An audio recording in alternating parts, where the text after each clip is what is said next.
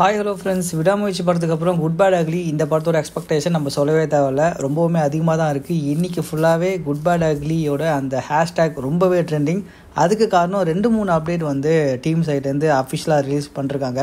அதில் முதல் அப்டேட் வந்து பார்த்தீங்கன்னா ஆக்டர் சிம்ரன் வந்து இந்த படத்தில் ஆன்போர்ட் ஆயிருக்காங்க. அதுவும் ஒரு சின்ன கேமியோ ரோல் தான். அந்த ரோல் வந்து ரொம்ப பெருசாக பேசப்படும் இந்த படத்தில் அப்படின்ற மாதிரி ஒரு பெரிய ட்ரெண்டிங் போயிட்டுருக்கு.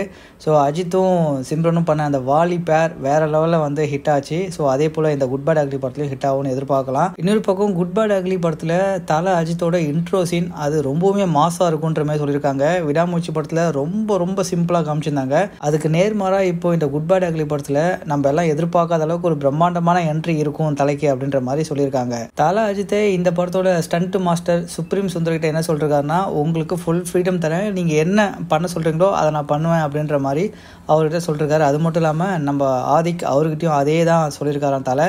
ஸோ தலையை வந்து ஆதிக் ரவிச்சந்திரன் இந்த படத்தில் வச்சு செஞ்சிருக்காரு. நிறைய மாஸ் எலமெண்ட் சீன் இந்த படத்தில் இருக்குது அப்படின்றத கன்ஃபார்ம் பண்ணிருக்காங்க. இன்னொரு அப்டேட்டும் கூடவே வந்து ரிலீஸ் பண்ணிருக்காங்க. இந்த அப்டேட்டை அஃபிஷியலாக சுகுமார் ஸ்ரீனிவாசன் அவரே வந்து கொஞ்ச நேரத்துக்கு முன்னாடி குட் பேட் அக்லி ஹேஷ்டேகை வந்து டேக் பண்ணி ஒரு வார்த்தையும் அதில் போட்டிருக்காரு. கூடவே வந்து sorry for the bad word, இந்த வார்த்தையை நான் போட்டதுக்கு டீசர் ரிலீஸ் ஆனதுக்கப்புறம் உங்களுக்கே தெரியும் அப்படின்றத அவர் அஃபிஷியலாக ஒரு ட்விட்டரில் ஒரு போஸ்ட்டாகவே போட்டார். ஸோ டீசர் ரொம்பவே வேகமாக ரெடி பண்ணி அதுக்கான சென்சார் வேலைகளும் போயிட்டுருக்கு போல். டீசர் ரிலீஸ் ஆச்சுன்னா நம்மளே வந்து எதிர்பார்க்காத சில எலமெண்ட்ஸ்லாம் ஆட் ஆகிருக்கும் அப்படின்ற மாதிரி தான் அவர் சொல்ல வராரு.